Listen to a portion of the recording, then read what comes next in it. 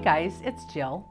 Today I want to talk to you about how to make the perfect basic loop on top of a bead. It's one thing to make a perfect loop on the end of a piece of wire. There's, tips to doing that, but it's a lot easier than making it on top of a bead. And I've got a simple tip for you that will make it a lot easier and make your loops a lot more consistent. So let's come on down to the board here and I'll kind of give you an overview of what I'm talking about. Here is, for instance, an earring that I made yesterday when I was kind of practicing all of this. And you can see that I've got a loop at both the top and the bottom of two of these beads. So the trick is when you go to make that second loop, you have to cut the wire off and you need to know exactly how much wire to leave to finish your loop, but not have too much, not have too little, that kind of thing. And I've always struggled with that. So I've created a way that we're going to make a template that is going to give us the amount of wire that we need so we can cut it off consistently so we can make those consistent loops.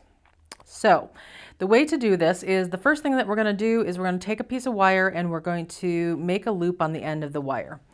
And in this case, I'm going to use pliers that I have, like this is the size of the loop that I want to make. So I want to be consistent and use that same location every time. So I went ahead and took a Sharpie and just made a mark on those pliers right there.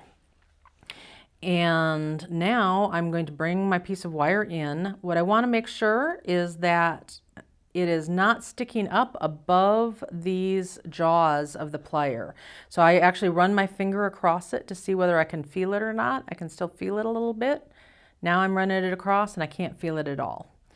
You also want to roll away from yourself as you're making this loop or any loop, because see how far I can make that turn. I can go almost a full half turn, as opposed to if I roll towards myself, I can only roll about a quarter turn.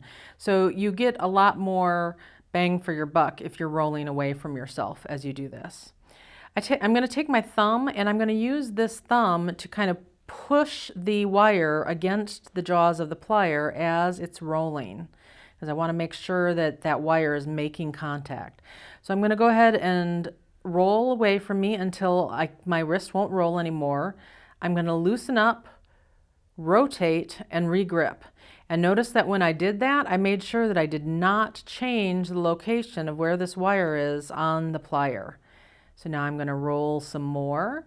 I need to roll it until, see, I actually bobbled there a little bit, but this is where having that mark on those jaws is going to save me, because now I can bring it right back to where the mark is, and I can finish rotating it until the wire hits the back of the loop there.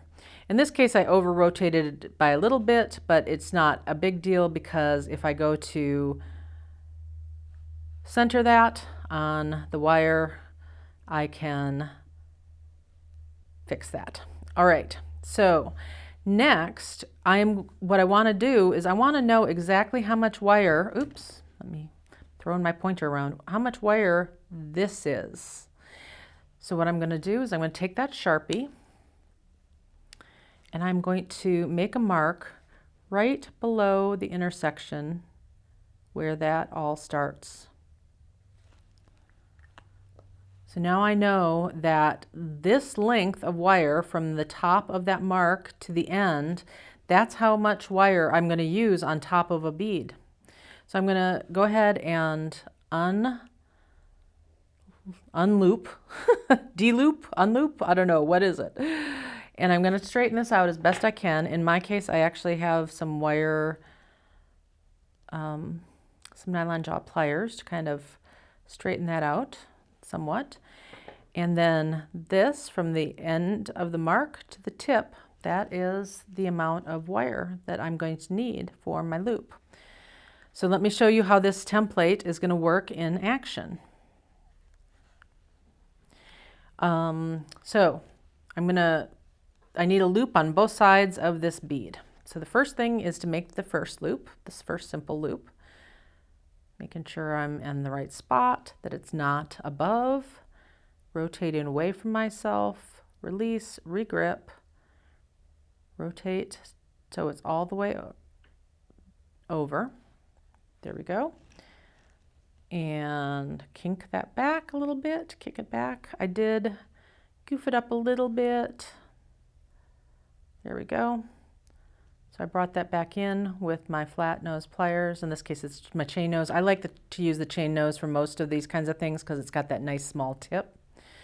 I'm going to put my bead on it.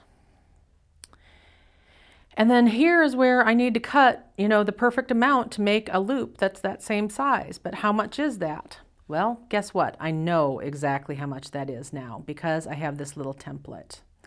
So here, I'm going to put them right next to each other. I'm going to bring my finger right up to the edge of where that Sharpie mark is. That's where my cut is going to be. If I can find my cutters, here they are. I'm going to cut right there. And now we're going to make the loop on the opposite side. And we're doing it exactly the same way. I'm doing it in the same spot. Roll, roll, roll. I'm going to kick it back. And there we go. 2 perfect loops on both sides of that bead. And so now using that same technique, I can go ahead and finish making the rest of my earring. Having that template there now, I'm going to be able to use that over and over again. If you want to, if the Sharpie mark is too difficult for you to see or whatever, you can always cut that little piece of wire there instead. It's a little bit harder to, it's a little fumbly to hold on to. That's the only thing, the only reason why I just go by the Sharpie mark as opposed to cutting it. But experiment with it yourself. If nothing else, it's going to kind of give you visually, while you use the template over and over again, it's gonna, your brain's gonna kind of go, okay, this is how long of this piece is, and eventually you won't need the template anymore. You just know exactly where that spot is because you've eyeballed it enough times, right, with the cheater of the template. But for me, using the template makes a big difference in making sure that I'm confident when I'm cutting that wire that I'm cutting the right amount. And I'm not cutting it too short, and I'm not cutting it too long. I'm cutting it just right. I hope this helps you make the perfect simple loop on top of a bead also. Make sure that you subscribe for lots more tips and information on how to make gorgeous jewelry. Happy beading!